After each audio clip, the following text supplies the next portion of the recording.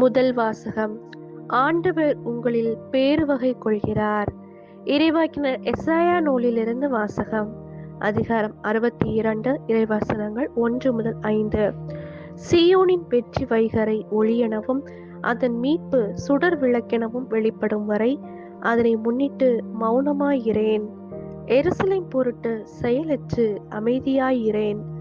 பிற இனத்தார் உன் வெற்றியை காண்பர், மன்னர் யாவரும் உன் மேன்மையை பார்ப்பர். ஆண்டவர் தம் நாவினால் சூட்டும் புதியதொரு பெயரால் நீ அழைக்கப்படுவாய். ஆண்டவரின் கையில் நீ அழகிய மணிமுடியாக திகழ்வாய்.